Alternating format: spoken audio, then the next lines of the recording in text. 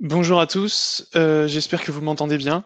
Alors tout d'abord, désolé, je peux pas mettre ma caméra parce que la Wi-Fi se fait un peu rare et j'ai peur que ma connexion ne traîne pas, enfin ne tienne pas, pardon, pendant toute la présentation. Donc je préfère ne pas la mettre, donc je m'en excuse. Alors pour commencer cette présentation, tout d'abord, je vais me présenter. Alors Julius Kiké, je travaille actuellement à Generali dans une équipe de consulting interne. J'ai été diplômé en 2018 de l'ISFA. Et donc l'objet de ce webinaire, c'est de vous présenter mon mémoire d'actuariat, donc qui porte sur la construction d'une méthode d'estimation de la charge ultime en RC corporel automobile basée sur des données individuelles.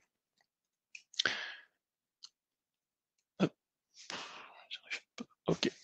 Alors, avant de rentrer dans le vif du sujet, je vais vous rappeler des éléments de contexte. Alors, tout d'abord, cette étude porte sur la sinistralité des professionnels de l'automobile, ou je l'appellerai plus familièrement les pros de l'auto. Donc, à savoir que ce produit est essentiellement dédié aux activités de commerce et de réparation automobile. C'est un produit un peu qu'on pourrait qualifier de chapeau, puisqu'il couvre 3 types de risques. Le dommage au bien, c'est-à-dire l'assurance de l'exploitation, l'ARC du professionnel et le parc automobile. Et donc là, ici, pour ce mémoire, on va s'intéresser uniquement au parc automobile et plus particulièrement au sinistre RC corporel. Alors, pourquoi construire une nouvelle méthode de projection des sinistres à l'ultime? Alors, tout d'abord, pour avoir une meilleure connaissance de la sinistralité en RC corporel, notamment pour détecter des comportements qui pourraient expliquer la liquidation de ces sinistres. Un deuxième objectif, c'est améliorer le pilotage des résultats techniques, avec un enjeu opérationnel, notamment dans le cadre du renouvellement des contrats, où on cherche à avoir la meilleure vision possible du SP à l'ultime. Et le troisième objectif, c'est toujours intéressant de challenger les méthodes actuelles, donc qui reposent essentiellement sur des méthodes agrégées de type chain leader. Et donc l'idée, c'est de voir si une méthode individuelle pourrait être pertinente. Donc à savoir ici qu'on s'intéresse uniquement à la vision à l'ultime du coût du sinistre et non au montant de provision à constituer. Alors, dans cette présentation, je vais commencer par vous présenter une première partie qui sera consacrée au data management. Donc, à savoir que dans ce mémoire, j'ai utilisé deux types de données, des données structurées et des données non structurées via une analyse de text mining. La deuxième partie portera sur la méthode de projection individuelle que je vous présenterai. Une troisième partie sur son implémentation via notamment deux algorithmes de machine learning, à savoir les forêts aléatoires et le gradient boosting. On analysera également les résultats de cette méthode. Et ensuite, la dernière partie qui sera consacrée à un backtesting et à la comparaison avec une méthode de place, la méthode Chainleader, qui est actuellement utilisée par les équipes actuariat produits de MMA. Alors tout d'abord, la partie data management. Donc, on dispose d'une base sinistre où on retrouve des informations relativement standards, comme le coût des dossiers, les provisions dossier-dossier, la date de survenance, la date d'ouverture et la date de clôture, le cas échéant du sinistre. La section de gestion de sinistre, à savoir que le sinistre est géré différemment en fonction de son enjeu. On a il y a trois sections de gestion de sinistre à MMA, léger, médian et important. Les causes du sinistre, et l'application et le taux de responsabilité dans le cadre de la convention IDA. Une deuxième base, c'est la base comptable, où là on retrouve des informations plus précises, notamment sur les règlements effectués, leur nombre, leur nature et leur date, l'application ou non de la convention IRCA, une autre convention en automobile qui est destinée au préjudice corporel, et à savoir s'il y a eu présence d'un recours ou non. La troisième base, c'est une base victime, où là on retrouve toutes les informations sur les victimes, alors quand elles sont présentes, évidemment. Alors leur nombre, l'âge des victimes, la qualité et la nature. On retrouve également la nature du préjudice subi, savoir s'il y a eu un décès ou juste, entre guillemets, des dommages corporels, le taux d'IPP lorsqu'il est renseigné, et le type de véhicule impliqué dans l'accident. Un premier enrichissement a été réalisé, notamment suite à un problème de volumétrie de sinistres que je vais vous détailler, donc en intégrant notamment les sinistres du marché des particuliers. Et un deuxième enrichissement que je vous ai présenté en introduction, c'est l'intégration de données non structurées via une analyse de text mining sur les circonstances sinistres, que je vous présenterai après. Alors tout d'abord, premier enrichissement.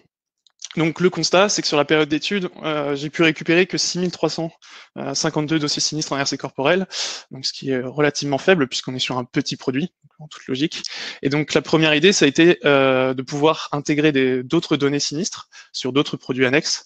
Donc on pouvait par exemple éventuellement intégrer les données des flottes automobiles, mais notre choix s'est porté sur les données de l'auto particulier.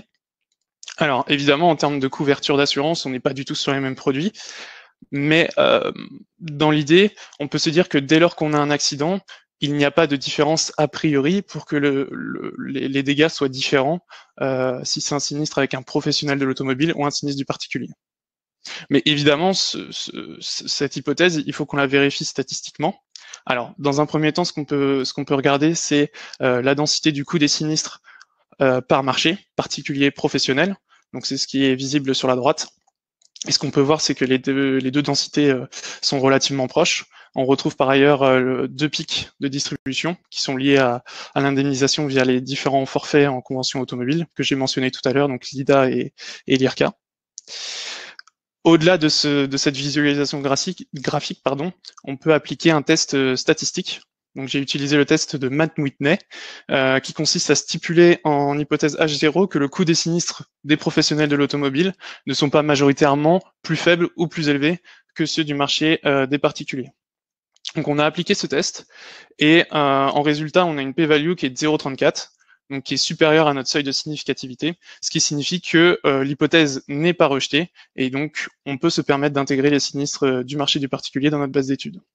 À savoir que c'est un enrichissement très important, puisque cela a permis d'intégrer 96 000 dossiers sinistres supplémentaires. Le deuxième enrichissement, donc c'est sur le text mining et donc l'intégration de données non structurées. Alors, avant de vous montrer l'application sur les circonstances des sinistres, je vais vous présenter le process standard pour réaliser ce genre d'études. Alors, tout d'abord, on dispose des données non structurées sous format CSV ou TXT, peu importe. Ensuite, en deuxième étape, on vient structurer la donnée avec des corrections orthographiques, puisque c'est vrai que les gestionnaires ont tendance d'utiliser pas mal de raccourcis et d'abréviations. Et ensuite, pour structurer la donnée, on utilise les matrices termes-documents, c'est-à-dire que pour chaque ligne, on représente les mots, et en colonne, on a nos documents, donc dans notre cas, c'est les circonstances sinistres, et donc dans cette matrice, on vient compter le nombre d'occurrences de chaque mot dans chacun des documents, donc avec l'exemple qui est présenté ici. Ensuite, en troisième étape, on a une étape de structuration. Alors, j'aurais très bien pu inverser l'étape 2 et 3 parce qu'elles sont vraiment simultanément avec pas mal d'allers-retours. Donc là, on vient opérer de la lemmatisation et de la racinisation, donc vraiment pour regrouper les mots qui ont un même sens ou une même structure grammaticale. Et on vient également supprimer tous les mots inutiles, tels que le, la, les, du, par exemple. Et enfin, une fois qu'on a fait pas mal d'allers-retours entre cette étape 2 et 3, on arrive sur la phase d'analyse, donc qui peut être de tout type, mais dans le cas présent et dans le cadre de cette étude, cela consiste à enrichir une base de données. Donc l'application sur les circonstances des sinistres. Donc à savoir que les circonstances des sinistres, c'est des documents qui sont à la main des gestionnaires et qui relatent très brièvement les circonstances connues des sinistres. Alors, à savoir qu'il y a dans la base de données, dans tous les sinistres que j'ai pu récupérer, il y a seulement 60% des circonstances des sinistres qui ont pu être, qui ont été renseignées par les gestionnaires. Un premier outil intéressant, c'est le nuage de mots, puisqu'en fait, il permet de représenter graphiquement les mots les plus utilisés par les gestionnaires sinistres. Donc, c'est ce qui est présenté sur la partie gauche. Donc, on peut voir que les gestionnaires utilisent fréquemment les mots heurté, percuté, responsable, collision, carambolage, choc, piéton, refus de priorité. Un outil encore plus intéressant, c'est le nuage de mots comparatif, donc qui est visible sur la droite, puisqu'il permet de mettre en relation la fréquence d'occurrence des termes avec une variable illustrative catégorielle. L'intérêt d'utiliser ces données non structurées, ces circonstances sinistres, c'est de pouvoir notamment améliorer l'estimation des sinistres à enjeu. Donc, comme variable illustrative d'intérêt, on a utilisé le coût des dossiers sinistres, qu'on a séparé en 5 tranches. Et à chaque fois dans ce nuage de mots, par exemple, si on prend la tranche des plus de 150 000 euros, donc qui est présente en verte, on remarque que les mots sens inverse, moto, décès, sont les mots les plus fréquemment associés aux sinistres de plus de 150 000 euros. Et donc c'est à partir de ce graphique-là, de ce nuage de mots-là, qu'on a pu sélectionner les termes qu'on allait conserver pour enrichir notre base de données. Donc ils seront représentés en dessous. Ensuite, cette deuxième partie, je vais vous présenter la méthode de projection individuelle. Alors l'idée de cette méthode, elle vient d'un constat relativement simple, qui est que à la date de vision des données, pour tous les sinistres ouverts, on n'a pas la même quantité d'informations, puisqu'ils n'ont pas été, ils sont pas survenus à la même date, ils n'ont pas été déclarés à la même date. Et donc, l'idée de cette méthode, c'est au lieu de se restreindre uniquement à la dernière vision connue des dossiers sinistres, on va utiliser l'ensemble des informations disponibles, un maximum, et notamment toute la profondeur de leur historique. Alors, afin d'illustrer cette méthode, on peut représenter graphiquement quelques exemples de sinistres qui sont représentés sur une grille. Alors, cette grille, on a répertorié leur date de survenance, leur date de déclaration et leur date de clôture, le cas échéant. Cette grille, elle est représentée sur un pas annuel, donc ce fameux delta qui est ici d'1 an. Et en trait vertical rouge, on retrouve la date de vision des données, donc à laquelle on réalise notre étude. Donc pour donner un exemple, si par exemple on considère le sinistre I, qui a été observé à la fin de 2 périodes, et ben pour projeter ce sinistre à l'ultime, on va utiliser les sinistres B, C, D et H, puisque ces 4 sinistres sont clos à la date de vision des données, donc on connaît leur coût ultime, et ils n'étaient pas clos à la fin de la deuxième période. Et donc on va pouvoir apprendre le passage de cette fin de deuxième période jusqu'à l'ultime.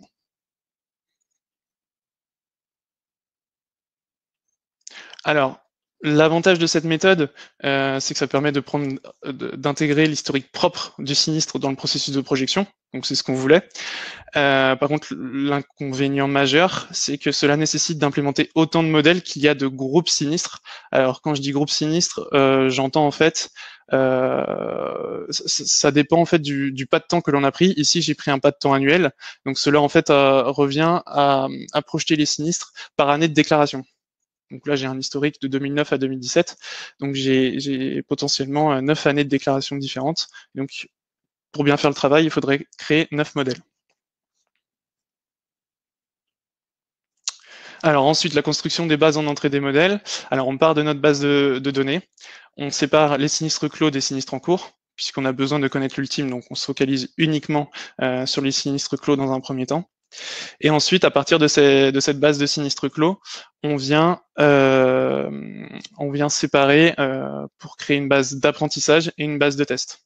À savoir que cette séparation est réalisée en faisant un échantillonnage stratifié sur la variable d'intérêt, ce qui permet en fait de conserver la même proportion de sinistres à enjeu entre la base d'apprentissage et la base de test pour avoir une meilleure performance des modèles et une meilleure généralisation. À droite, j'ai représenté le volume de sinistres par modèle. Et en fait, ce qu'on peut voir, c'est qu'à partir du modèle 6, on a des volumes qui sont très réduits. Donc ça, c'est le modèle 6, par exemple, c'est les sinistres qui ont été déclarés, enfin en tout cas observés sur 6 périodes. Donc il y en a relativement peu, ils sont toujours ouverts aujourd'hui. Donc il y en aura relativement peu. Donc en fait, cette faible volumétrie de sinistres ne nous permet pas de construire des modèles. Donc on s'est focalisé uniquement sur les 5 modèles de projection. Alors l'implémentation, je vais être assez rapide sur cette partie-là. Alors tout d'abord, le premier algorithme, c'est les forêts aléatoires. Donc c'est un algorithme d'apprentissage automatique qui consiste à prendre notre base de données et à créer n échantillons par bootstrap, donc tirage aléatoire avec remise. Une fois qu'on a ces n échantillons, on va appliquer notre algorithme carte, donc qui consiste à construire nos arbres de décision, avec une petite spécificité, c'est qu'on va sélectionner aléatoirement les facteurs de risque à chaque séparation de l'arbre, ce qui va nous permettre d'avoir n arbres cartes, et ensuite, pour obtenir la prédiction de la forêt, on va agréger ces estimateurs individuels. Donc, quand je dis agrégé, donc dans le cadre d'un problème de régression, comme c'est le cas ici, on va faire la moyenne des prédictions, et dans le cadre d'un problème de classification, on fera un vote majoritaire. Donc à savoir que cet algorithme il repose sur des hyperparamètres qu'il faut au préalablement bien fixer. Donc ça a été fait par une grid search. Et à savoir que l'avantage majeur des modèles comme les forêts aléatoires, c'est que l'agrégation de modèles individuels permet de réduire la variance et donc d'avoir des estimations beaucoup plus robustes, puisque la robustesse, c'est l'un des principaux problèmes, ou en tout cas inconvénients des arbres de décision CART. Deuxième algorithme, c'est le gradient boosting machine. Alors là, la technique est légèrement différente puisqu'on ne va pas chercher à construire des arbres de décision qui sont indépendants, mais on va créer une séquence adaptative d'estimateurs. Adaptative dans le sens où chaque nouvel estimateur vient corriger les erreurs du précédent. Donc comme ce qui est représenté sur la droite graphiquement. Et une fois qu'on a entraîné notre séquence, on vient agréger pour obtenir une prédiction globale de l'algorithme. Donc là encore, on a des hyperparamètres à vraiment bien calibrer au préalable, encore plus que pour les forêts aléatoires. Donc là aussi, ça a été fait par GridSearch. Et l'avantage majeur du gradient boosting machine, c'est qu'en plus de réduire la variance, il permet aussi de réduire le biais de l'estimateur agrégé, ce que ne fait pas les forêts aléatoires. Alors après avoir présenté ces deux algorithmes, on va s'intéresser tout d'abord aux résultats de la méthode de projection individuelle. Donc en utilisant 3 indicateurs, le RMSE, le R carré et le MAE. Donc ils seront présentés pour chacun des 5 modèles sur la gauche du slide. Donc en commençant par la RMSE et la MAE, on voit que ces indicateurs sont strictement croissants en fonction du numéro de modèle, donc c'est-à-dire de l'ancienneté des sinistres. Donc ça, on connaît la relation entre la durée de vie d'un sinistre et le coût de ce sinistre. Donc évidemment, les sinistres qui sont toujours ouverts après 5 années d'observation sont relativement plus coûteux en moyenne que les sinistres qui sont ouverts dès la première année. Par contre, je vois qu'il y a un problème de slide.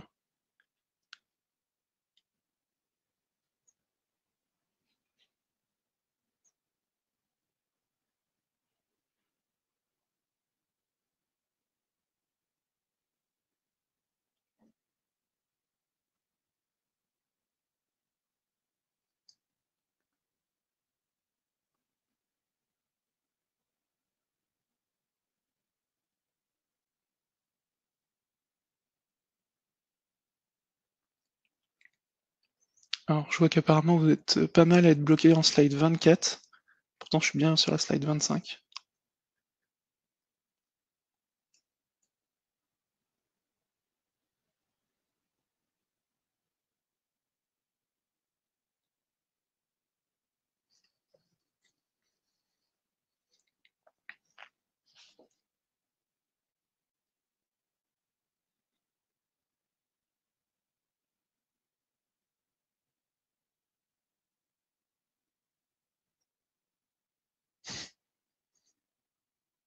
Ah oui, j'ai pas fini avec la 25.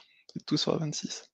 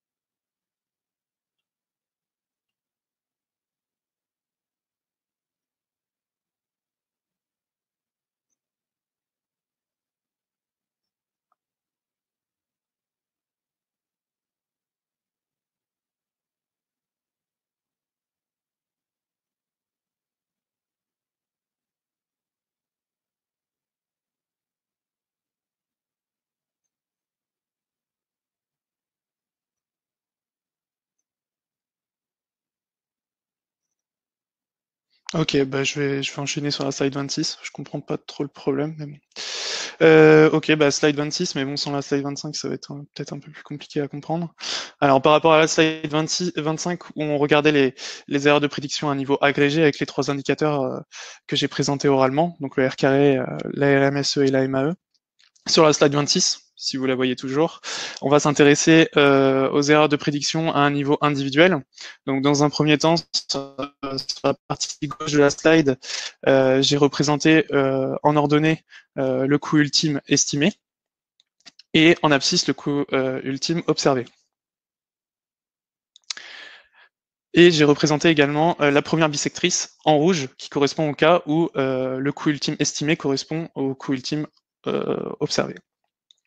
Donc ce qui est intéressant de voir, c'est que pour le modèle 1, on a des points qui sont relativement éparpillés autour de cette première bisectrice et qui sont pour des montants un peu plus importants qui se situent en bas à droite du graphique, donc à savoir ce qui signifie que l'on sous-estime le coût ultime de ces sinistres.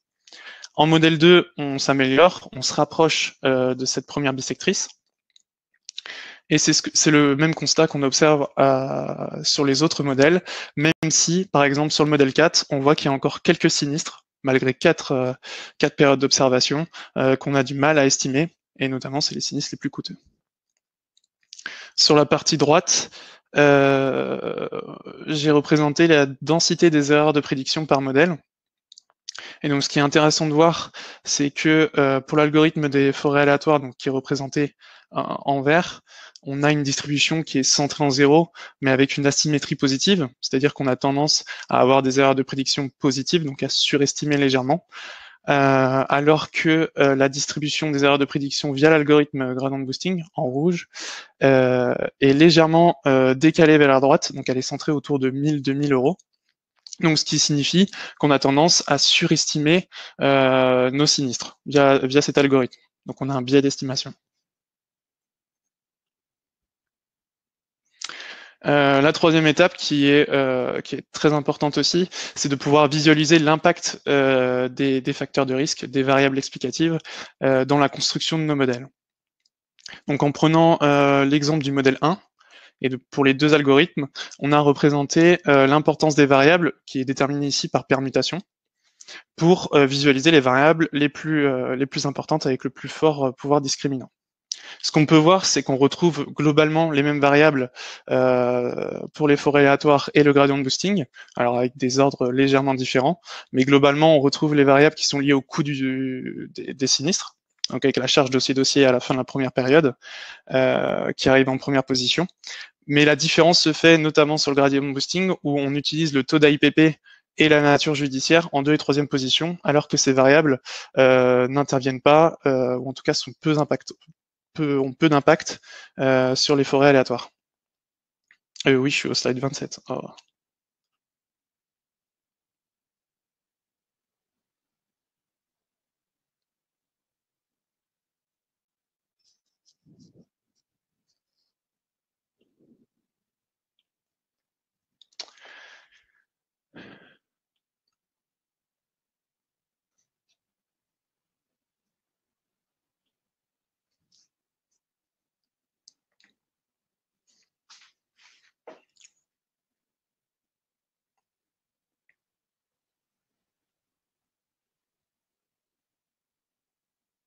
Est-ce que vous êtes au slide 27? Non, toujours pas. Ah si, c'est bon. Ok. Ok. Donc je reprends sur cette slide-là. Donc j'ai représenté l'importance des variables, donc c'est ce que je disais tout à l'heure, avec notamment une différence majeure, puisque le gradient de boosting utilise le taux d'AIPP et la nature judiciaire, alors que les forêts aléatoires n'utilisent pas ce type de variable. Et donc majoritairement, on retrouve comme variable les plus importantes la vision du coût du dossier sinistre. Et à mon grand regret, un point important, c'est qu'on ne retrouve pas les variables issues du text mining dans les variables les plus importantes. La dernière partie de cette présentation consiste à backtester notre modèle et à le comparer avec une méthode de place, donc la méthode Chainladder.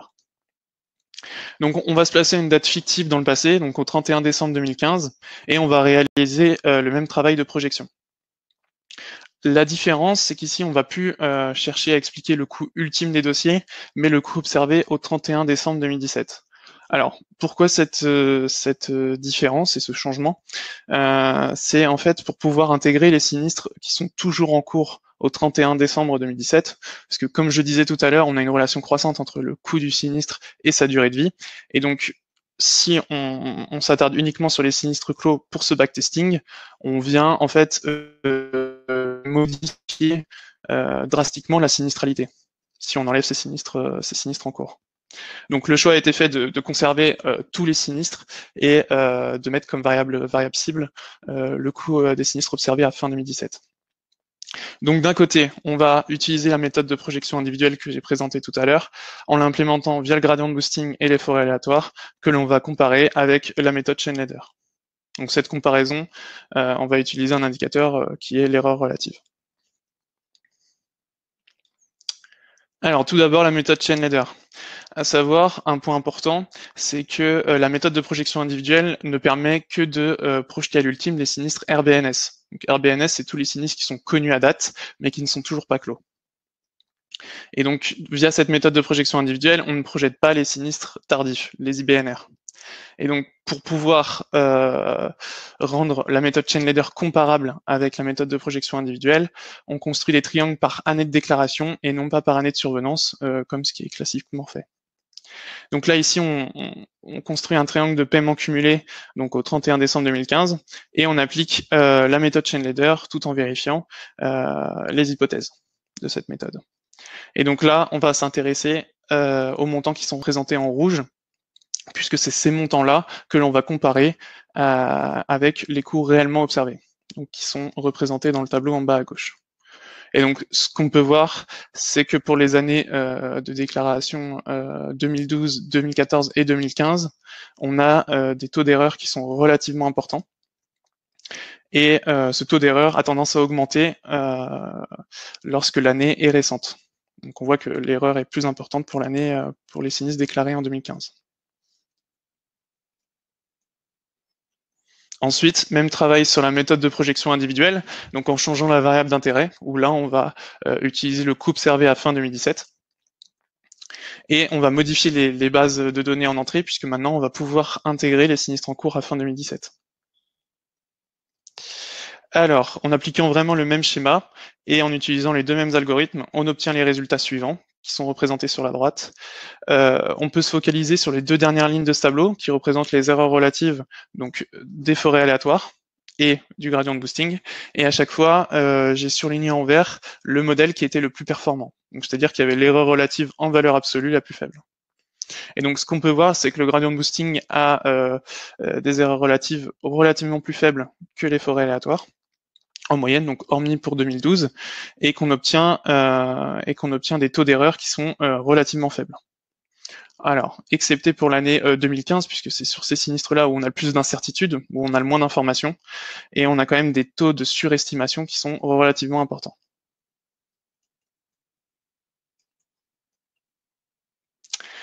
Et ensuite, la comparaison entre la méthode chain leader et la méthode de projection individuelle.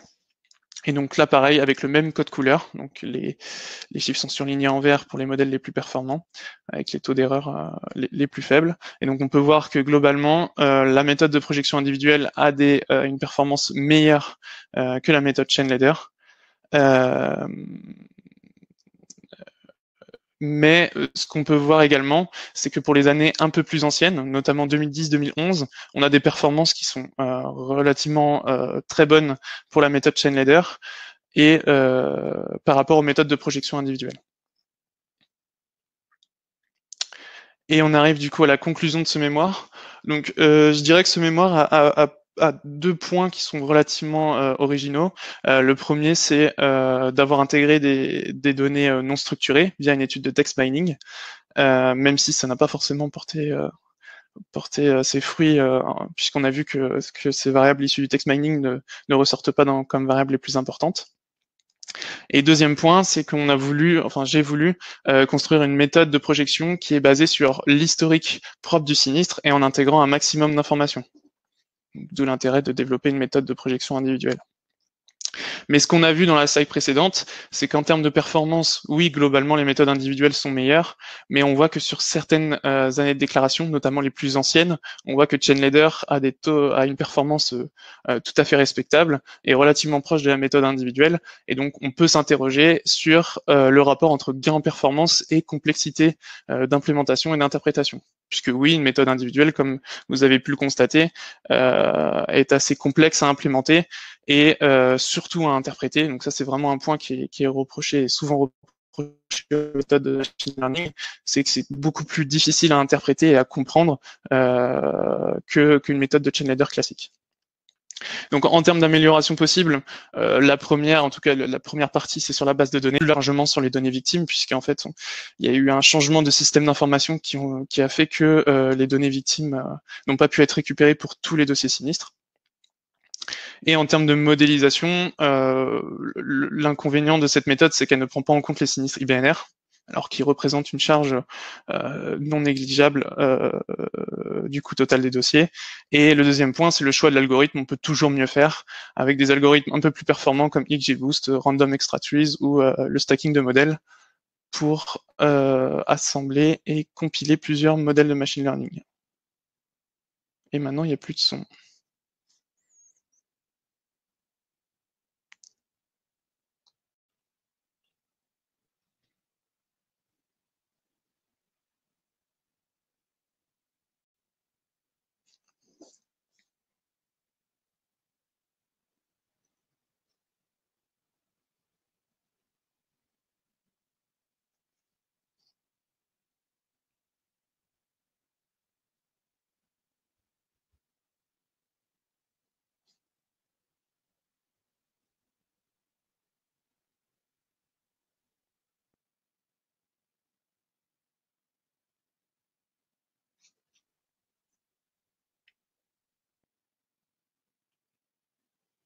Est-ce qu'il y en a qui m'entendent toujours ou pas du tout?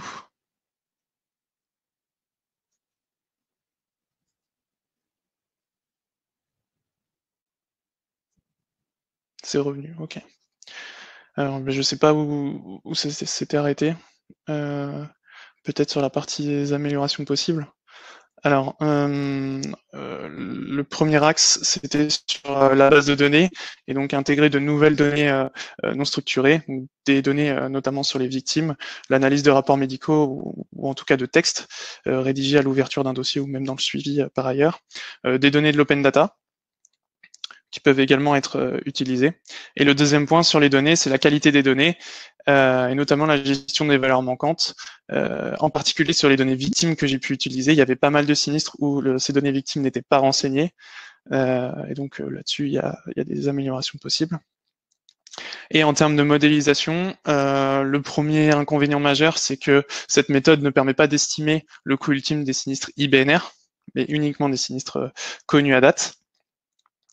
Et en termes d'algorithmes, on peut toujours mieux faire en utilisant des algorithmes plus complexes comme XGBoost ou Random Extra Trees, comme ce qu'ont fait Maximilien Baudry et Christian Robert.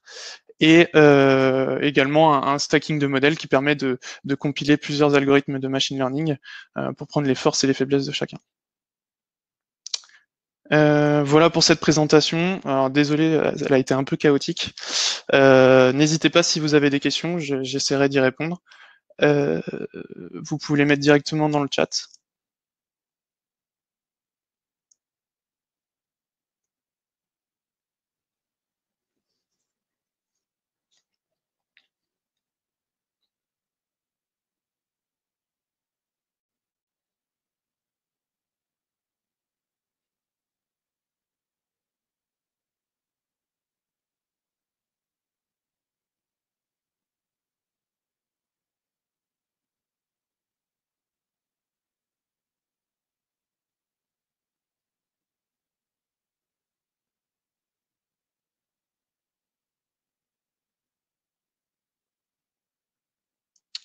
Alors, existe-t-il des bibliothèques R déjà implémentées? Alors, des bibliothèques R déjà implémentées pour le text mining, j'imagine?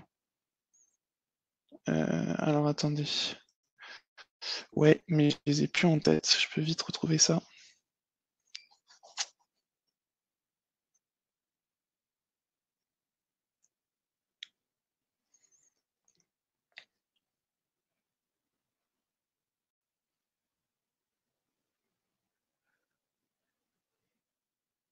Il y a un package sur le logiciel R qui s'appelle TM, et c'est celui-ci que j'ai utilisé.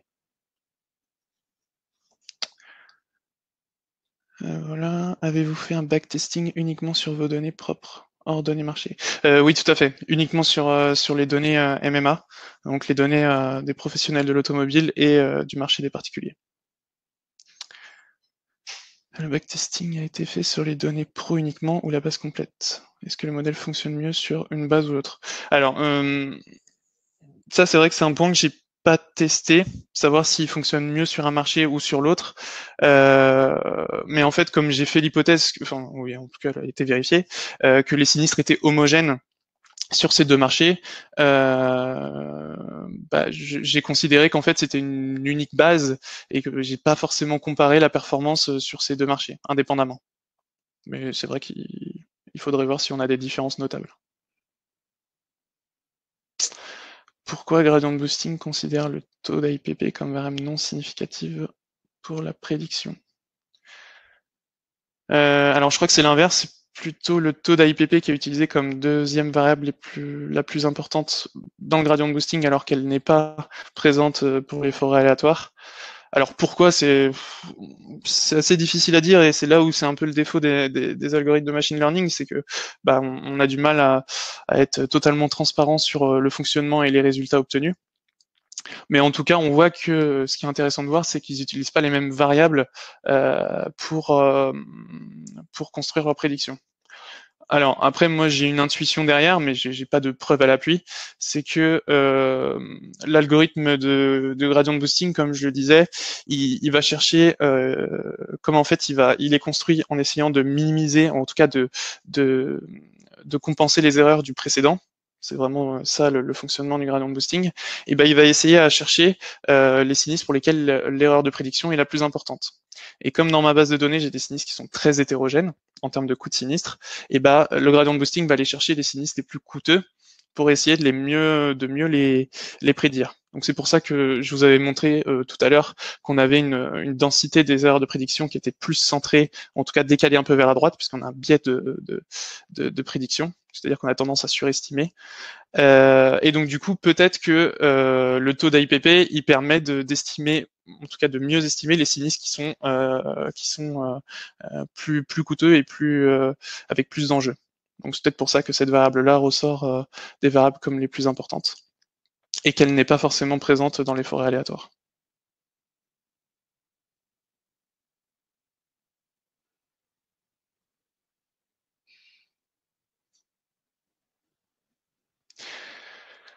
Dans le cas de projection S2, voyez-vous une utilité étant donné euh, qu'on raisonne en groupe de risque homogène? Ici, mélange entre pro et part. Alors du coup, je suis pas du tout expert, notamment sur tout ce qui est norme S2. Euh, alors du coup, étant donné qu'on raisonne en groupe de risque homogène. Bah après, l'homogénéité, ici on l'a prouvé statistiquement. Mais oui, ça pose toujours problème puisqu'on est sur deux marchés différents. Donc peut-être que ouais, sous S2, ça pose problématique, mais je m'y connais pas assez pour pouvoir répondre à cette question. Ne faut-il pas segmenter en fonction du coût avant d'appliquer vos modèles pour éviter une surestimation? Alors évidemment, c'est une question que je me suis posée, à savoir si on intégrait un maximum de sinistres, quitte à avoir des coûts très hétérogènes.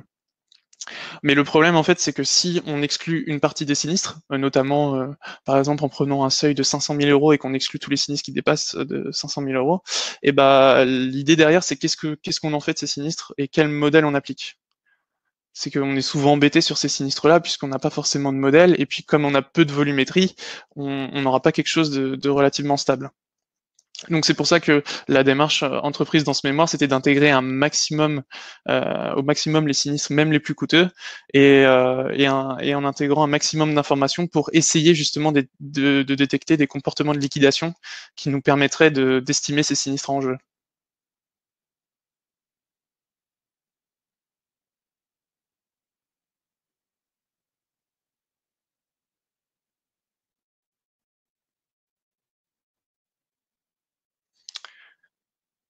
Avez-vous utilisé des méthodes d'interprétabilité de type PDP ou d'autres pour comparer et comprendre les prédictions globales réalisées par vos modèles? Non, j'ai pas utilisé. J'en ai pas utilisé. Alors moi, je connais par exemple la méthode de Sharp pour analyser. Je connais pas PDP, mais je sais qu'il y a pas mal il y a pas mal de librairies qui sont en train d'être de plus en plus utilisées justement pour répondre à cette problématique d'interprétabilité des modèles de machine learning. Alors non, je les ai pas utilisés, mais c'est vrai que c'est une amélioration et une poursuite d'études qui est possible. Et c'est vrai qu'il serait intéressant d'avoir une vision un peu plus locale, de voir quel est l'impact d'une variable sur le coût ultime des sinistres, mais à une vision un peu plus précise. Oui, c'est vrai.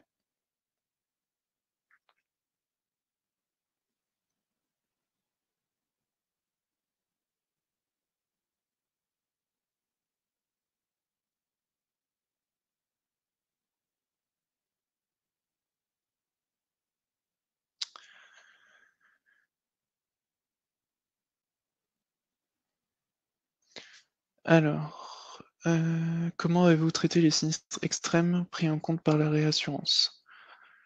Notamment par rapport à votre commentaire du biais de la méthode GB. Euh, alors la prise en compte de la réassurance, là on est sur les sinistres bruts de réassurance, donc la partie réassurance n'est vraiment pas prise en compte. Et sur la partie sinistre extrême, alors dans un monde idéal, j'aurais aimé intégrer tous les sinistres, mais j'ai quand même dû faire une sélection puisque sinon ça donnait des résultats totalement incohérents et totalement biaisés par des sinistres à fort enjeu. J'ai supprimé notamment les sinistres millionnaires, donc il y en a relativement peu et heureusement, mais j'ai dû les supprimer pour pas avoir trop de biais dans les estimations que j'ai pu réaliser via les modèles.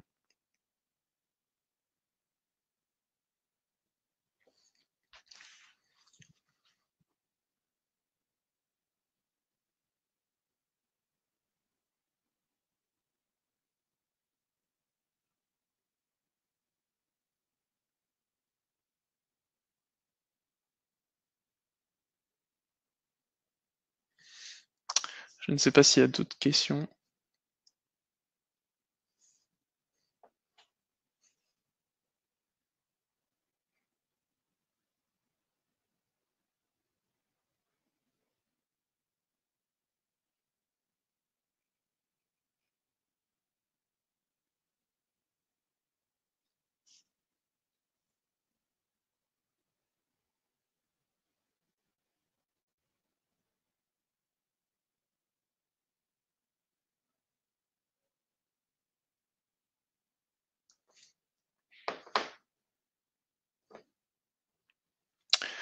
Ok, je vais considérer qu'il n'y a plus de questions. Bah, merci à tous pour votre attention et je vous souhaite une très bonne fin de journée.